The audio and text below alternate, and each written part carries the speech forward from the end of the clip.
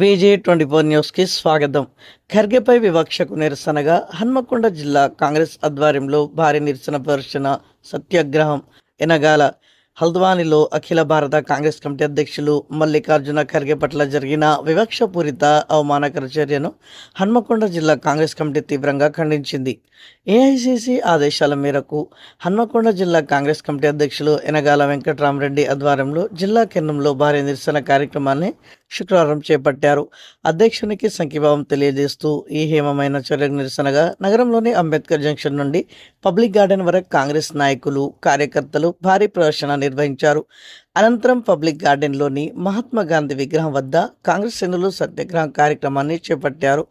ఈ సత్యాగ్రహ కార్యక్రమంలో ముఖ్య అతిథిగా వరంగల్ పార్లమెంట్ సభ్యురాలు డాక్టర్ కడియం కావ్య, ఎమ్మెల్యేలు నాయని రాజేందర్ రెడ్డి, కేఆర్ నాగరాజు పాల్గొన్నారు. ఈ సందర్భంగా డిసిసి అధ్యక్షులు ఎనగాల వెంకట్రామరెడ్డి మాట్లాడుతూ, ఈరోజు అత్యంత విచారకరమైన దేశ ప్రజాస్వామ్యానికే సిగ్గుచేటైన ఒక సంఘటనపై హన్మకొండ జిల్లా కాంగ్రెస్ కమిటీ తరఫున తీవ్ర నిరసన వ్యక్తం చేయడానికి ఈ కార్యక్రమాన్ని నిర్వహించామని, దేశంలో అత్యున్నత స్థానంలో ఉన్న కోట్ల మంది ప్రజల గొంతుకగా నిలిచిన రాజ్యసభ ప్రతిపక్ష నేత ఏఐసిసి అధ్యక్షులు మల్లికార్జున ఖర్గేపై ఉత్తరాఖండ్లోని హల్ద్వానీలో జరిగిన కుల వివక్ష చర్యను తీవ్రంగా ఖండిస్తున్నామని, ఒక దళిత బిడ్డ దేశంలో అతిపెద్ద పార్టీకి అధ్యక్షుడిగా ఉండి బహిరంగ సభలో మాట్లాడితే ఆ వేదిక అపవిత్రమైందంటూ గంగాజలంతో శుద్ధీకరణ ఆహ్వానం చేయడం దేనికి సంకేతమన్నారు. భారత రాజ్యాంగం ప్రకారం అశ్వతకు కుల వివక్షత నేరం కానీ బీజేపీ దాన్ని అనుబంధ సంస్థ నడుపుతున్న నయా మనువాద పాలనలో దళితులకు, వెనుకబడిన వర్గాలకు గౌరవం లేకుండా పోతుందని, 21వ దశాబ్దంలోని విజ్ఞాన సాంకేతికతతో దూసుకుపోతున్న తరుణంలో ఇంకా ఇలాంటి మైండ్ సెట్ను ప్రోత్సహించడం సిగ్గుచేటని ఘాటుగా విమర్శించారు.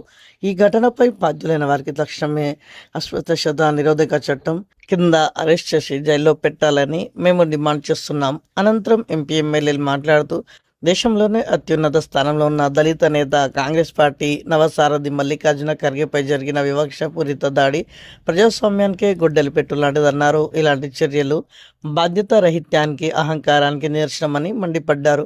ఖర్గేకి దేశవ్యాప్తంగా ఉన్న కోట్ల మంది కాంగ్రెస్ కార్యకర్తలు, ప్రజాస్వామ్యవాదులు అండగా ఉంటారని స్పష్టం చేశారు. ఈ వివక్షకు కారణమైన వారిపై తక్షణమే కఠిన చర్యలు తీసుకోవాలని ఆయన డిమాండ్ చేశారు.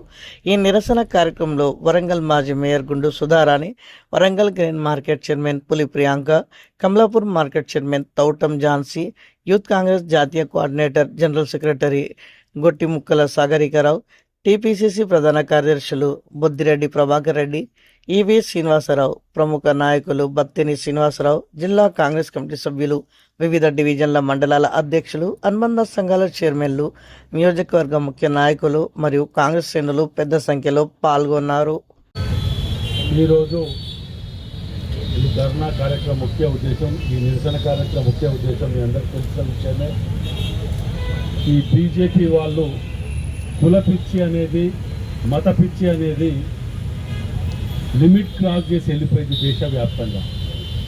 వాళ్ళ పని అయిపోయింది అనేది తెలిసి, మీరు పలానా కులానికి దగ్గర అనేది ఒక కులం చూపించండి, ఇన్ని రోజులు మేము హిందువులం, మేము మాత్రమే హిందువులం అనే విధంగా మాట్లాడుకుంటూ వచ్చిన మీరు ముస్లింలని దగ్గర రానివ్వరు, క్రైస్తవులని దగ్గర రానివ్వరు. కొన్ని హిందువులం అని పేరు చెప్పుకొని ఇన్ని రోజులు పబ్బం కట్టుకున్న మీరు దేవాలయాలలో దొంగల తిరగబడి దేవాలయాలను కూడా రామ మందిరాన్ని దోచుకు తిన్న దుర్మార్గులు మీరు ఖార్గే లాంటి గొప్ప వ్యక్తిని పట్టుకొని వారు ఎక్కడైతే పార్టిసిపేట్ చేసిందో దాన్ని శుద్ధి చేస్తున్నారు అని అంటే మీరు ఏ స్థాయికి దిగజారింది, మీ కుల పిచ్చి ఏ స్థాయికి దిగజారింది అనేది దీన్ని బట్టి అర్థం చేసుకోవాలి. మీకు దగ్గర పడ్డది అనటానికి మీ సెల్ ఫోన్స్ కొట్టుకుంటూ కాంగ్రెస్ పార్టీని విమర్శించుకుంటూ పోతున్నారు. నేను ఇవాళ ఉదయం నుంచి చూస్తున్నా, ఒక పేపర్లల్లో, న్యూస్ ఛానల్స్లల్లో ఎంపీలు మాట్లాడుతున్నారు, మోడీ గారి ఫోటో పెట్టాలన్నట రేషన్ కార్డులల్లో. ఈ దుర్మార్గులు రేషన్ కార్డులలో ఇదివరకు ఎవరి ఫోటోలు పెట్టిండ్రో, మీ కాంట్రిబ్యూషన్ ఏంటిది? మీరు ఇచ్చిన రేషన్కు మా ఫోటో పెట్టరా, మేము ఇచ్చిన దానికి మా ఫోటో పెట్టరా అంటాను. మేము 10 రూపాయలు ట్యాక్స్ కడితే రూపాయి ఇయ్యట్లే. ఉత్తరప్రదేశ్ అటు రాష్ట్రాలకు, బీజేపీ పాలిత రాష్ట్రాలకు రూపాయి కడితే 10 రూపాయలు ఇస్తున్నారు అక్కడ. మీరు కాంగ్రెస్ ప్రభుత్వాలు ఉన్న కాడ 10 రూపాయల ట్యాక్స్ కడితే కూడా రూపాయి ఇవ్వకుండా మా ఫోటోలు పెట్టాలి ఎందుకు పెట్టరు రఘునందన్ అగ్నిగుండంగా మారుతుందట. రఘునందన్ కానీ ఆ గుండె ఉంటాడు కదా నిజామాబాద్, అసలు ఏం మాట్లాడుతావు వానికే తెలియదు. ఆ గుండె నిజామాబాద్ ఉన్నాడు కదా, వాడు ఏం మాట్లాడుతాడో వానికే తెలియదు. అసలు వాడు ఎట్లా ఎంపీ అయిందో ఎట్లా ఓట్లేసిందో తెలియదు. కానీ మీరు మాట్లాడుకుంటూ వచ్చిరాని మాటలతోటి మరి మేము 10 రూపాయల ట్యాక్సీ కడుతున్నాం కదా, ప్రతిపక్ష నాయకురాలైన సోనియా గాంధీ గారితో రేవంత్ రెడ్డి గారు ఫోటో పెడతారా? 10 రూపాయలు మేము కడతాను కదా, మీరు ఇచ్చిన రూపాయికే మేము కట్టారంటే మరి 10 రూపాయలకు మా ఫోటోలు పెట్టండి. ఇక ఏకంగా బీఆర్ఎస్ వాడు ఇచ్చింది లేదు సచ్చింది లేదు, ఒక రేషన్ కార్డు ఏదో పెన్షన్ ఇచ్చిన లేడు, వాడు ఇంకా ఫోటోల గురించి ఒడుకొస్తాను నేను కూడా బతుకుని ఇలా నన్ను పట్టించుకుంటారని చెప్పి వాడు కొంచెం ప్రెస్ మీట్ పెట్టి వాడు మాట్లాడతాడు.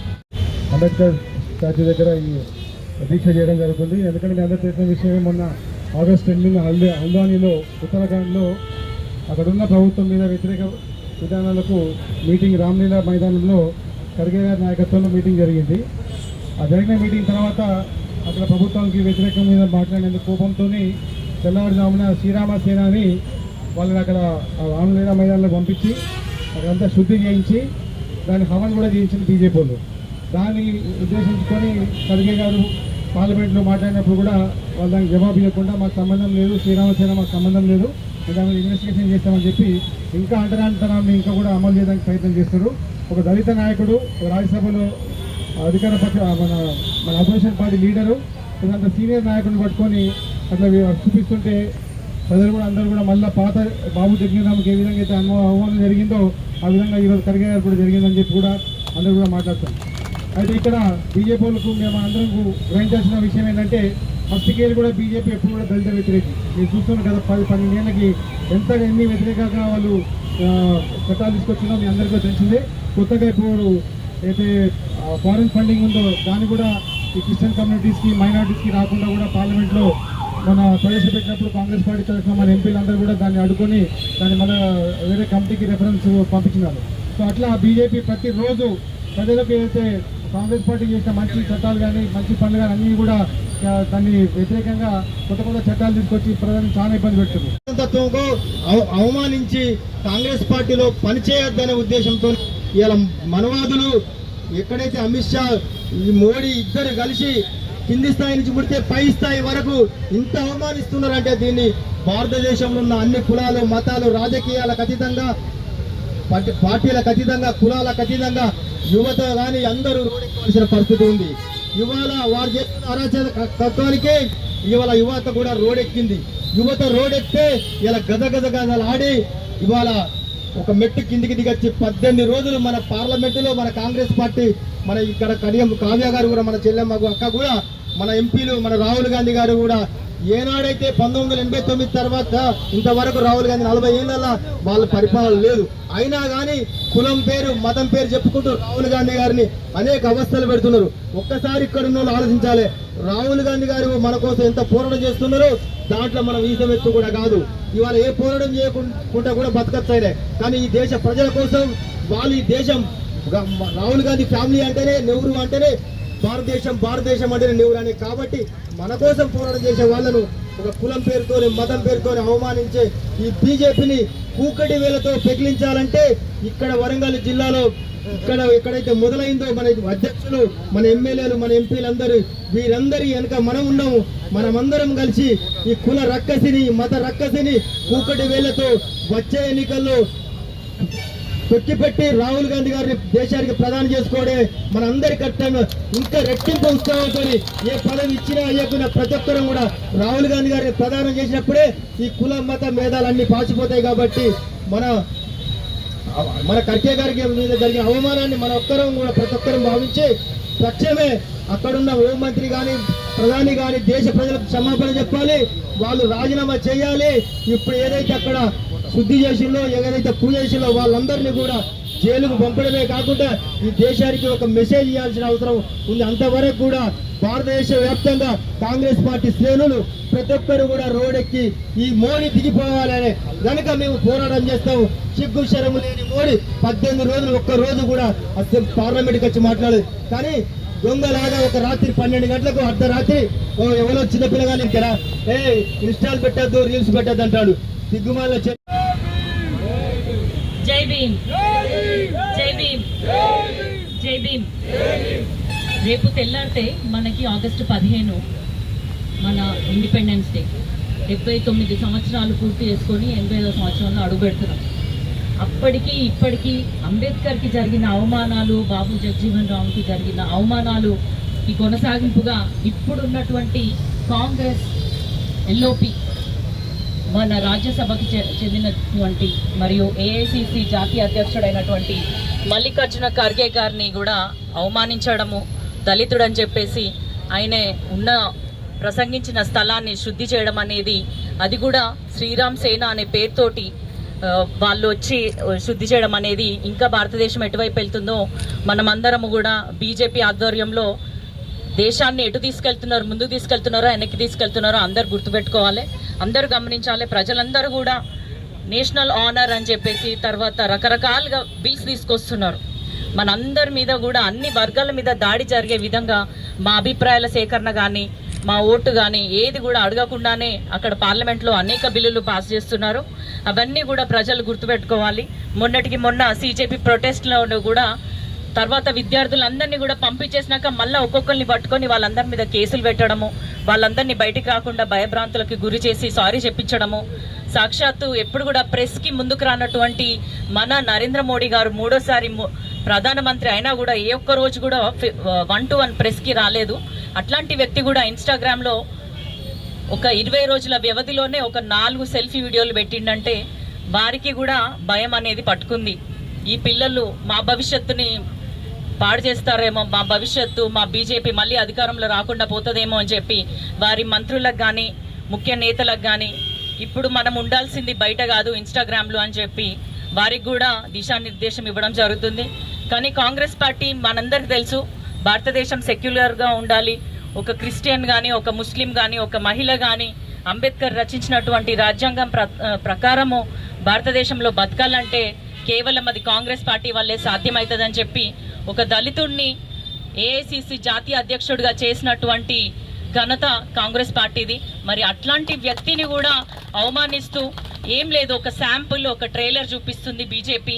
రానున్న రోజులలో బీజేపీ ఇంకెంత భయంకరంగా మారబోతుంది. మనిషిని మనిషిగా చూడడంగా కాకుండా కులంగా మతంగా విడగొడుతూ మనమందరం ఈ మధ్య చూసినాం, గడప దాటితే హిందువులం, గడప బయట బంధువులం అని ఏదో రకరకాలుగా రాశారు. మరి అదేందో నాకు అర్థం కావట్లేదు. ఇవన్నీ ఉన్నాయి కాబట్టి ఇట్లాంటి అసమానతలు చూపెట్టినారు కాబట్టే చాలా మంది దళితులు క్రిస్టియానిటీ కానీ తర్వాత ఇతర వర్గాలకి ఇతర మతాలకి వెళ్ళిపోయినారు. మరి మొన్నటికి మొన్న సుప్రీంకోర్టులో ఇప్పుడు ఏమైపోయిందంటే జ్యుడిషియరీ సిస్టమ్ కానీ పార్లమెంటరీ సిస్టమ్ కానీ ఎగ్జిక్యూటివ్ సిస్టమ్ కానీ ఇవన్నీ కూడా వారి చెప్పు చేతుల్లో పెట్టుకొని వారికి కావాల్సినటువంటి సలహాలు కానీ వారికి కావాల్సినటువంటి సూచనలతోటి భారతదేశంలోని ప్రజలు ఉండాలి, మనం తినేది ఎట్లా ఉండాలి, మనం కట్టుకునేది ఎట్లా ఉండాలి అని నిర్దేశిస్తున్నారు. అందులో భాగంగానే సాక్షాత్తు మన జాతీయ అధ్యక్షుడినే అవమానించారంటే ఆ అవమానం ఆయన ఒక్కడిదే కాదు, భారతదేశంలో ఉన్నటువంటి సమస్త ఎస్సీ ఎస్టీల బీసీలకి కానీ మహిళలకి కానీ జరిగినటువంటి అన్యాయం అని మీరు అందరూ గుర్తుపెట్టుకోవాలి.